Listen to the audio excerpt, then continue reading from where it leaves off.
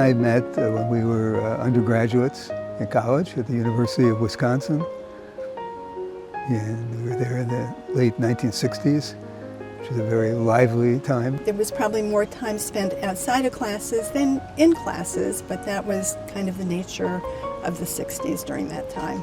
Don struck me as somebody who was warm, genuine, sensitive, idealistic, and who was also very, very upbeat. He was positive against all odds. I used to call him Mr. Pollyanna. So my father contracted Guillain-Barré syndrome, which is an autoimmune disease, where his neural connections in his body fell apart, degenerated, and he lost all functionality in his body.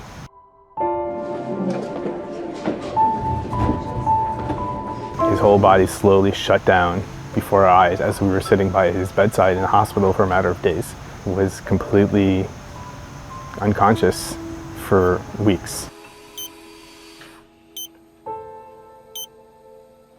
All of a sudden, my life was turned topsy-turvy by this very serious illness. I couldn't even think clearly. I was, on a trach. I couldn't talk. I couldn't eat. I couldn't do most things. It was a time to, though, introspect. As a patient, Don had amazing positivity and resiliency. He was joking with his therapists. He would always have a positive thing to say. He was always expressing his gratitude. Beaker Hollom was there from the start. The friendly face came to stop by and was very sensitive, was not intrusive, while we as a family were working so hard to take care of Don.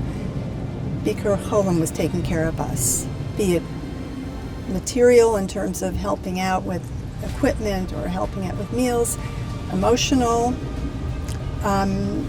just being a supportive presence, a friendly face.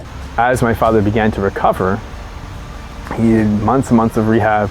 He needed special equipment. And again, Beaker Hollom was there, providing the equipment that we needed to borrow, having different services that allowed us to help him in his recovery, even once he got past the acute stage where we had to be with him 24/7, but even helping him regain a lot of his functionality in life.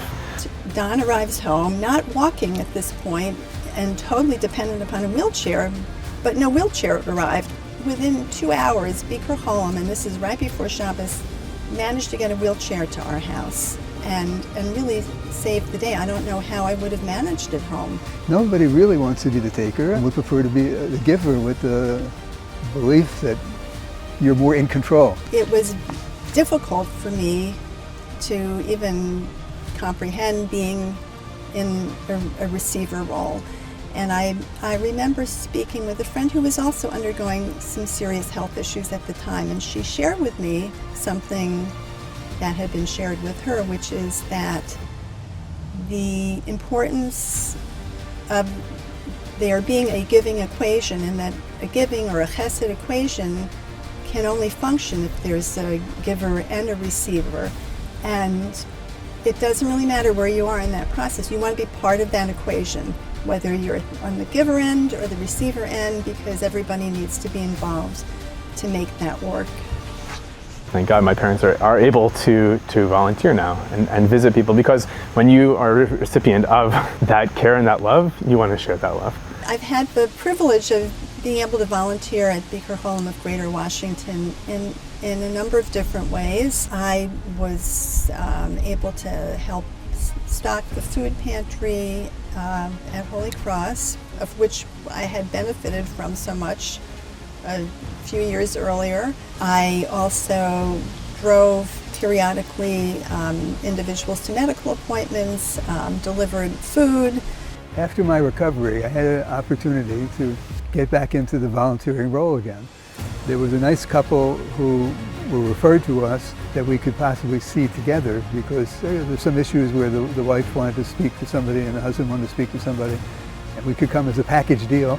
You can show up and you can listen and you can do a little something That's it. We truly enjoyed our visits with them. I think it was reciprocal. Jan and I work well together. We're both able to work with them and read the cues and give them some supportive visiting. It is truly a privilege to be involved, and it is a good feeling to be involved. And I think it's such a great, it's like planting seeds.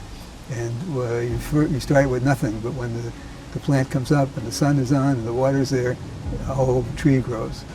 And I think that's what these efforts are like. I would encourage people to try and volunteer and get involved.